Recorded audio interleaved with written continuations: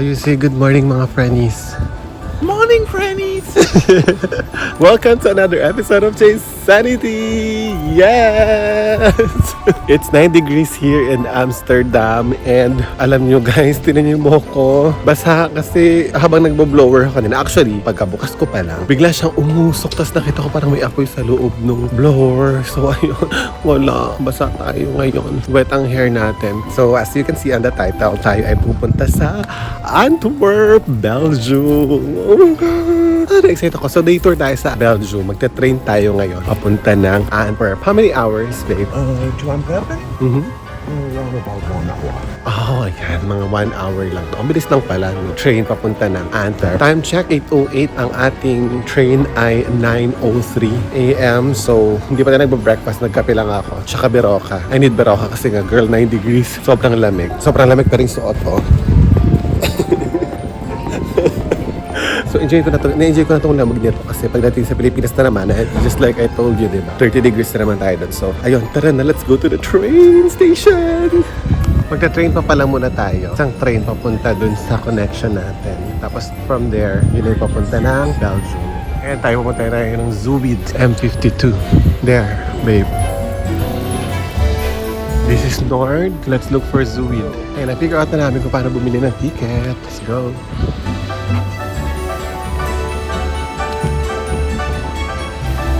Ayun na agad yung train natin.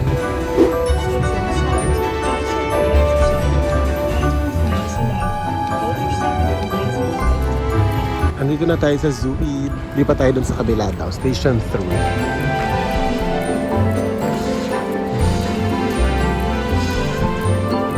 Bili muna tayo ng tinapay. Time check, 8:45 a.m. Sumaga tayo, marapa tayo 18 minutes before our train. Walang upuan, girl. Tayo lang tayo dito habang uminom ng kape. That's our train na. Ayan na. To Brussels. Okay, alright. Let's go here. Dami tao. Let's go.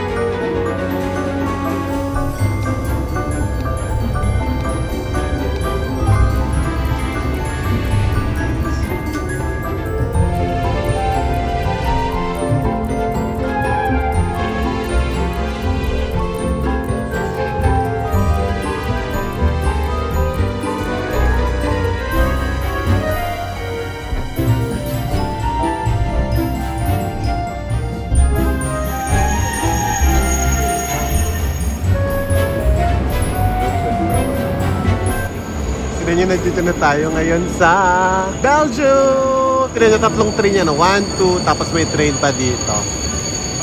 Oh, ito na talaga. Welcome to Belgium na talaga. Ay, nakalagay, Antwerpen. Yung mga penny, ang ganda dito sa Antwerp Central Station. Ang galing mo. Tignan nyo yan, oh. Antwerpen. Maka-picture ako dyan. Welcome to Antwerpen!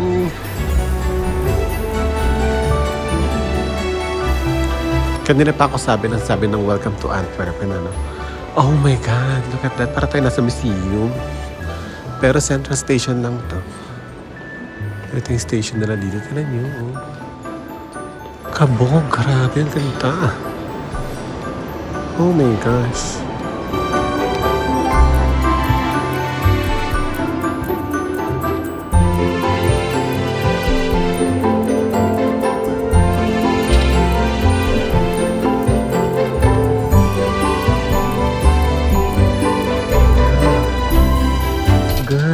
Pasabog naman ng Antwerp train station. Oh my gosh. Uy, grabe. Ito na ata pinakamagandang train station na nakita ko sa buong buhay ko. Kala mo museum. Okay, now it's time to taste our legit Belgian waffle. Diba? Let's go! Ito yung mga prices. So, nag-range from 210 pesos to 840 pesos. Yung pinakamahal. Ayan. Belgian waffle. So, how was it?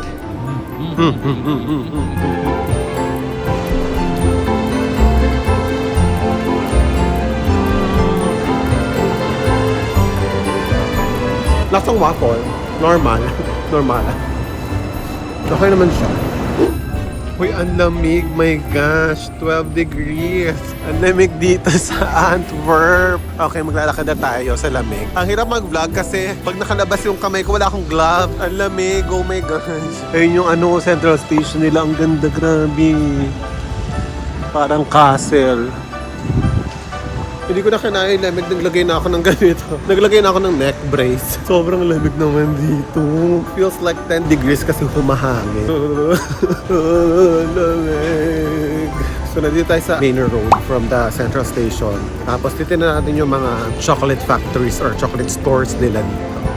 Ang lamig rin yung mga puno. Kasi nag-start na maging autumn. Nag-yellow na sila. Sobrang lamig. Tsaka yung Antwerp is the city of diamond. Kaya kita nyo, sunod-sunod dito yung mga diamond stores. Ayan pa, ayun pa oh. Diba? Sunod-sunod sila dyan. Magkakahilera sila. Check nga tayo ng store. Ooh, look oh, babe. Blue diamond. 1,600 euros. My gosh. Kano kaya yan? Kala mo naman may pangbili yan. Ang ganda ng mga diamonds nila. Oh my God, look at that pa oh. Grabe yun, halos 100,000 ang isa. That's 383,000 pesos. Nang malaki na yun. Ba't ka tumatawa pag nagko-convert ako? You're laughing when I'm converting. Why? Now I'm laughing because you are surprised about The price. Oh, ang ganda oh. Ang ganda ng mga diamond rings nila dito. Tingnan nyo oh. You know that Leonida, sila yung isa sa mga maraming branches ng Belgian chocolate dito. So, titignan natin yung price. My God, wala na kayong maririnig sa akin ngayon kundi sobrang lamig talaga. Naiiyak na ako. Mas malamig dito kaysa sa Amsterdam. So cold. Pero ang ganda oh. May hangin pa kasi pag wala namang hangin, carry lang eh. Grabe di ko kinakaya yung 12 degrees. Parang piling ko na frostbite na yung kamay ko. Itsura ng kamay ko. Oh, naglagay pa ako ng hand cream. Nakaka-dry talaga dito. Pero anyway, oh my God, look at that. Ganda dito sa Antwerp! Alam nyo, ang sakit sa mata ng lamig. Parang yung mata ko frostbite dito. This is David and Yes. Ayan.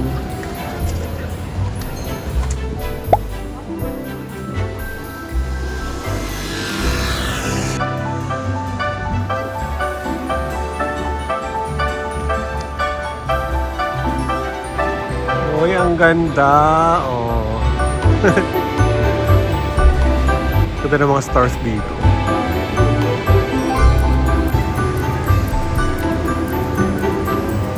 And again, sasabihin ko na naman, sobrang lamig. Yung ilong ko, hindi ko na maramdaman. Ano ba? But yeah, it is what it is. Enjoyin na natin to. So this is the Stadfisthal. Ayan, isa siyang mall. Ito. Ito nasa gilid natin. Mall yan siya.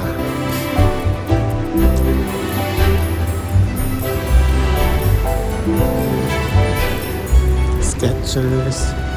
So ganito yung mga eksena sa kanila, no? Para siyang mall pero open air. Nandiyan yung mga stores, ganyan. Ito Ray-Ban. Ayan ah. Stadfisthal. Ayan, Stadfisthal yan siya. you want to go inside? No, I want to go to Pandora. There. There, oh. The corner. Para tayo na Pandora, syempre. Alam nyo na. Para dagdagan ng ating mga babies. Ay, may Uniqlo rin sila dito. At saka, H&M. Ah, L'Occitane? Ha? Le Octane. Ah, Le Octane pala. Ah, yung palang pronunciation nun. Pala ko L'Occitane. hula-hula. Cute ng Uniqlo. Tingnan mo yung building ng Uniqlo. Diba? Yung taray. Tapos yun naman Levi's. Kakabog na mga building talaga dito sa Europa. Tapos itong building na to ay ang aking favorite, Pandora. Okay, waldasan na naman tayo ng pera dito. Bibili ako. Hi, do you have the Belgian charm, travel charm for Belgium? We have, it goes open, it has chocolates inside. Another bag, it Belgian says chocolate. all you need is love and chocolates. Okay. This one I don't have it in stock right now. So this is the only one? For Antwerp waffle, another bag it says Antwerp 2025, and then a diamond, another bag it says the same, Antwerp 2025. 2025. And they are 20% discount because we're having the club days this week and next week. So if you get registered or are already registered in Belgium, you have 20% discount on these. So ito na yung napili natin ay ng Belgium chocolate. Ayan, sa Belgium to. Tapos dito na rin ako bumili ng sa Germany. Ayun, kasi nga out of stock sa Germany yan. Ayun, para dito na rin siya. Pinabit na ni ate.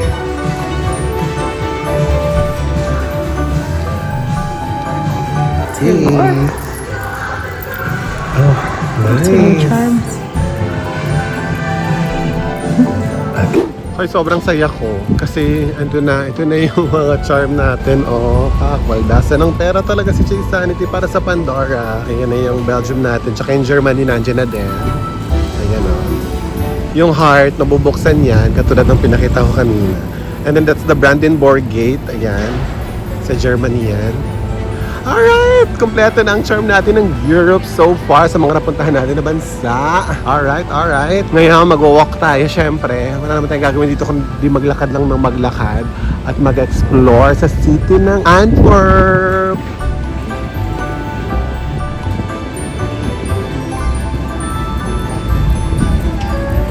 Ano ba tourist spot mo dyan? Belgian waffle. Oo nga, oh my gosh. Akala ko tinitignan niya yung mga nagko-construction. You want Belgian waffle? Again? Kaya nga eh. Same. Oh, yeah. Maybe Later. on our way when we... Yeah, mamaya uli. Pero ayun, Belgian waffle. Tsaka may check pa tayong Belgian chocolate dito na store. Nagka-compare tayo ng mga prices. Yeah, so nandito tayo ngayon sa the chocolate line. Ang ganda ng building oh. Titignan natin yung chocolate nila dito. Kung magkano. Ayun yung opening hours nila. Monday, Tuesday, Wednesday, and so on. Okay, let's go. Uy, parang ang fancy. Parang piling ko mahal dito, girl.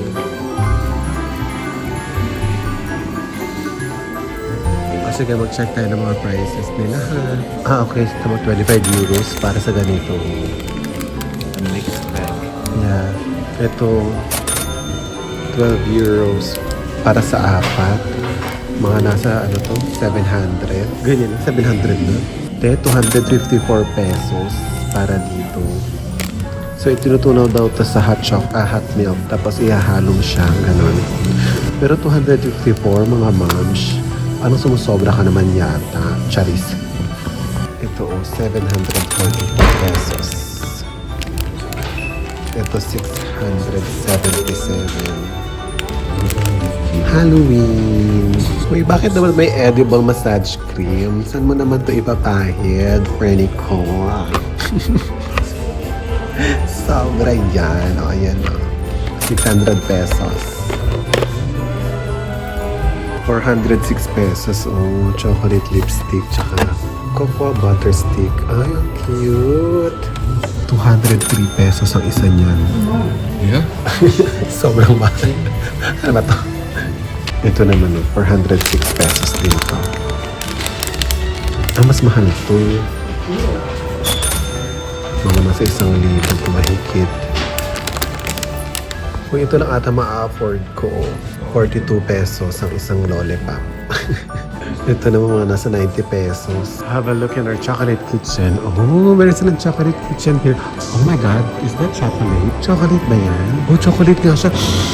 You guys, ang bango dito. Sobra. Uy, ang sarap. Grabe. Ang bango. Ang bango dito. Sa iba. Sa table. Shucks, ang sarap naman dito. Ang bango. Tingnan niyo yung mga basurahan. Tapakan natin siya.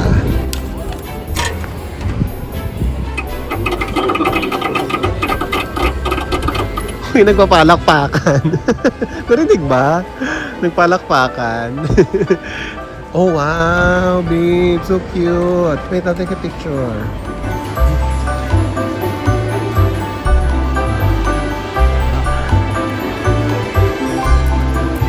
So, nakakauhaw. Pero masarap. How is it? Good. Too sweet. Sarado yung isang Leonidas kanina. So, dito tayo sa pangalawang Leonidas. Compare the price. Buy two, take one. Ayan yung kanilang opening hours. So, Monday yan, Tuesday, Wednesday. So, I think siya yung owner or founder.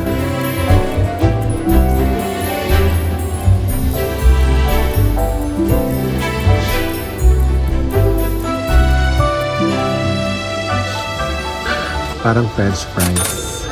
So, 1,300 pesos to, girl. Mahal din pala dito. I think ito yung pinakamura. 270 pesos.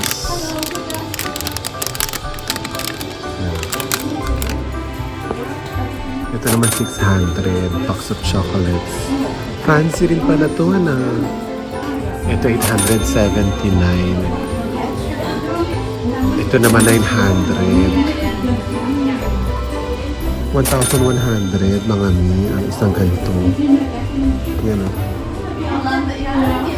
Kaya yung susi na yon, bakit may susi dun sa bintana? Yan o.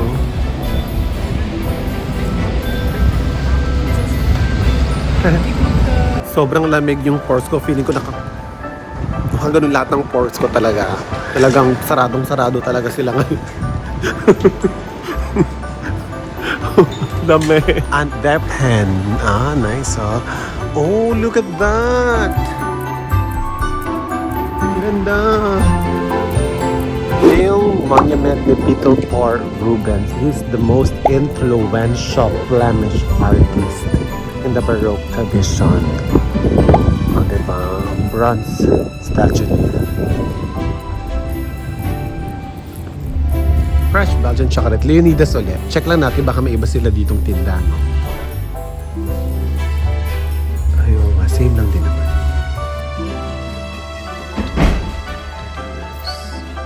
This is 220 pesos. Ito. Tapos ito mga nasa 300. 170 pesos. So, pwede ka mamili ng assorted. Ayan, 300 grams, kalahating kilo, 1 kilo ng mga yan. Ayan na. Yung mga pagpipilian mo. Ayan, ganyan yung segregation sa kanila ng basura. So, with glass, tapos partly glass naman tong isa. Amazing! Huwag ka na humangin, girl. Mas lumalamig pag humahangin eh. Ito may McDo. McDonald's. Ko ang lamig. Kung ako magmamakdo, girl, sa loob ako kakain. So, kanya kain ka na tayo. This is Cathedral of Our Lady. This is the largest Gothic church in Belgium. Ang ganda, di ba? So, alam niyo ba na may isang novel na dito nakaset sa Our Lady of Cathedral? Ang novel is A Dog of Flanders. Back in 1872, it was published here in Belgium. Pero hindi siya naging sikat that time, alam niyo ba? Pero naging sensation siya sa other side of the world, not here in Belgium at first. Doon sa China and Japan. It's a story about Nello and Patrash. Ayan, orphan sila and mahirap lang sila. And Nello would always go to the cathedral, ayan, to admire the paintings of Rubens. Mamaya, pupuntahan natin sa loob. And then, at the end of the story, they eventually die of hunger and cold sa loob ng cathedral. Eventually, people are flocking here. Pumunta sila dito para magka-picture dyan sa cathedral. Eventually, Belgium created this monument para sa mga tourists. Ayan siya, si Nello and Patrash. Let's go inside.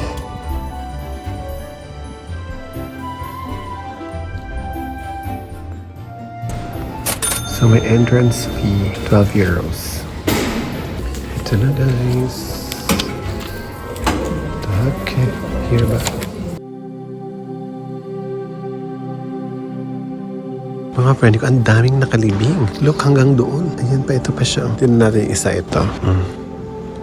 He died 1719. Dalawa.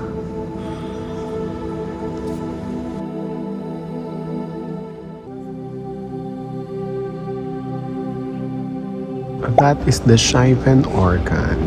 You know.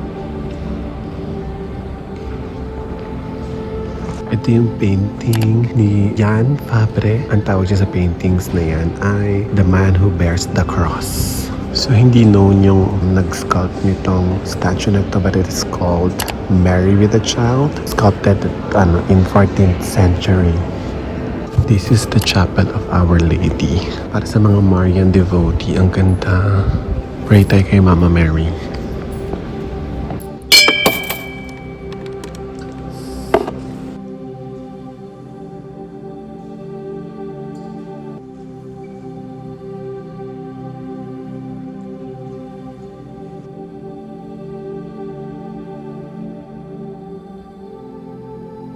So, merong apat na paintings here by the predecessors of Rubens. They dated back to 14th century. Tingnan natin sila isa-isa. Unahin natin to. This is the Adoration of the Shepherds by Franz Floris de Vriend. This is The Wedding at Cana by Martin de Vos. This is The Multiplication of Loaves and Fishes by Ambrosius Franken. And lastly is The Last Supper by Otto van Viel. So ngayon, pupuntahan na natin yung mga paintings ni Rubens. Sinabi ko sa inyo kanina. Number 1 on our list is Raising of the Cross.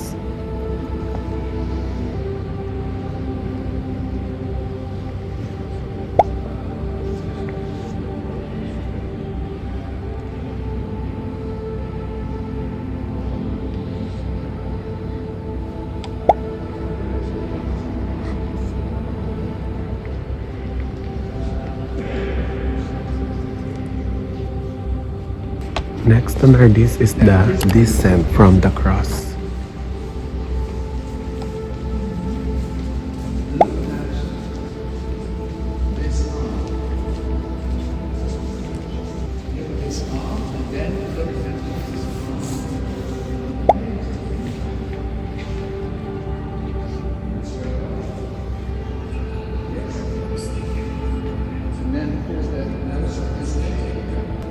Number 3 on our list is the Assumption of the Holy Virgin. Ganda ang taas, oh my gosh.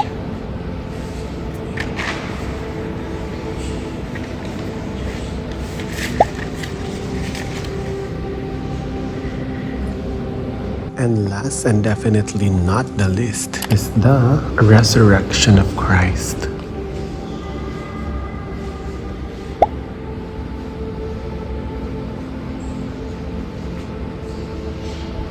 Look at that.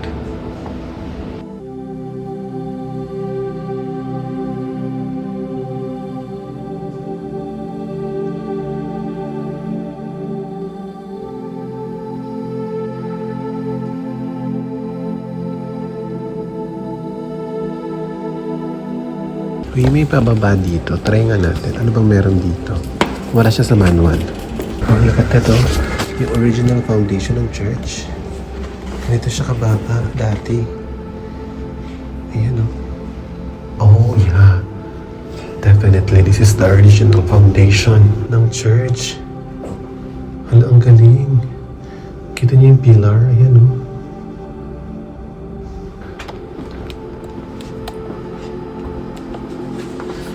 Amoy kulob. Oh, I think these are not just foundation. I think libingan. Oh my gosh, ang scary. Ako lang mag-isa. Sabi ko kay Paul, puntahan ka. Sabi ko, samahan ako dito. Oh my God, look at that. So, ano pala to, no? Libingan. Na-stress naman ako bigla. Mama. Ayoko na. Labas na tayo dito. Ayan na, dumating na siya. Look, oh. Imagine mo dyan, inilalagay yung mga pare, mga bishops, and everyone. At meron pa doon, guys. Ayan, oh. Meron pa doon. Scary.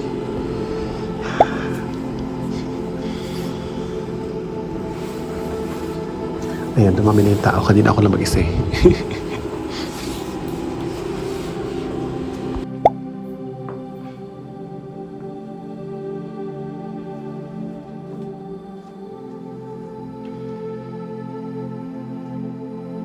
Ilan sa mga bishops ng Antwerp ay nakalibing dito. Isa sa kanila is si Maurius Ambrosius Capello. He is the 7th bishop of Antwerp. Ayan si Maurius Capello noong nabubuhay pa siya. Hello! So nandiyan tayo sa room kung nasaan yung mga pictures ng mga naging bishops ng Antwerp.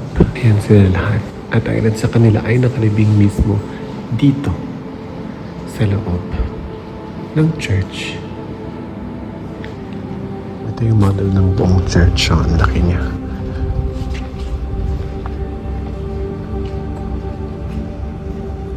Ito yung tomb ni Isabella of Bourbon. She is the Countess of Carlisle. She is the wife of the Duke of Burgundy. Ayan. And you know what? She died September 25. Today is September 24. Tomorrow ay ang kanyang 560th death anniversary. Dito sa gitnang tower, meron siyang art din eh, no? It's called Crossing Tower.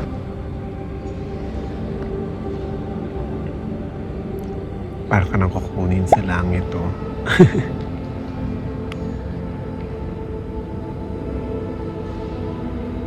Sobrang daming tombstones dito sa church. Kasi back in times nga, yung mga prominenteng tao, they get buried sa church kasi mas malapit daw sa langit. Mga tombstones na lang yan. Wala nang makalibing talaga dyan. Ang tawag sa stained glass na yan is God Glorified Through the Arts by John Baptist Bethune in 1872.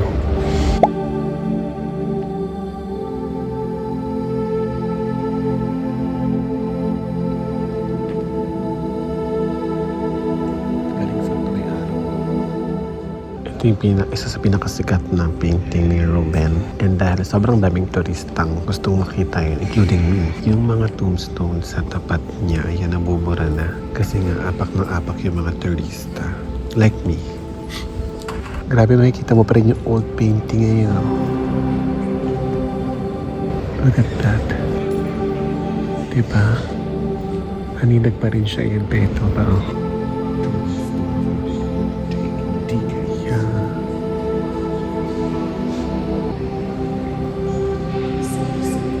grabe, 500 years ago.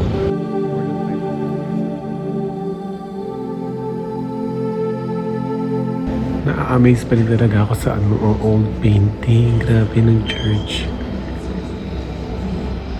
Ayan o. Tapos tinami yung ceiling. Ayan, yung original paint pa talaga yan siya. Nabubura na ng very light.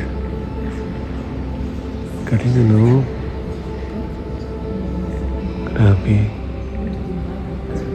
Tapos, tingnan nyo dito sa side na to. Ganyan kataas merong tombstone.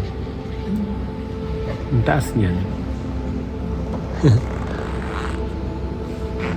Ito may bago silang art installation or modern art dito. Ang tawag dyan is The Man Who Bears the Cross. Isa yan sa 4 na modern art installation dito sa simbahan. Galing na. Diba? Yung mga luma painting lang at saka sculpture. Ito, sculpture pa rin siya pero bakal.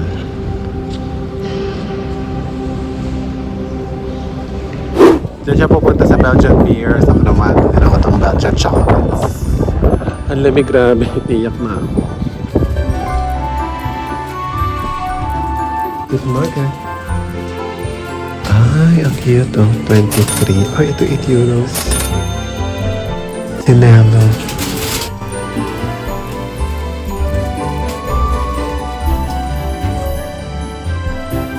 €15 empty. 9 euros empty. 16 filled with chocolates. Mas mura dito na 60 cents. Ito 3 lang oh. 3. Ito 5.60 ito dun kanina yun. Ayun yung price. Ang mamahal ng chocolate, mga mahal. Hoy, another Belgian chocolate. Elisa Pralines. Oh, baka mura yung praline nila dito. Tingnan nga natin. Ay, ganun talaga yung mga prices nila. Mga Freddy. 6.80. Ayun o, 4 euros. Yun. Tapos, oh, mini waffle. 3.50. Hala, ang cute. Tapos ito oh, $2.50. Babe, that's so cute oh. Waffle. Belgian waffles, 3.50. Oh. Yeah. Can we So, have a mini waffle? 6.80 per 100 grams siya. Just the normal one without the... Ito yung price ng pralines. Ang mahal pala ng pralines. Sabi ko.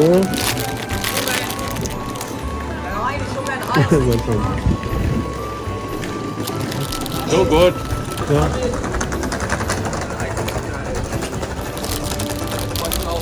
Sarap. Masarap.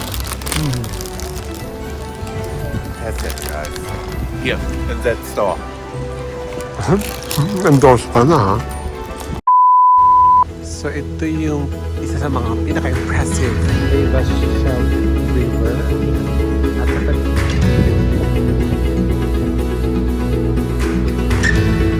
Ilang tao ngayong hapon. Kaninang umaga wala masyadong tao dito.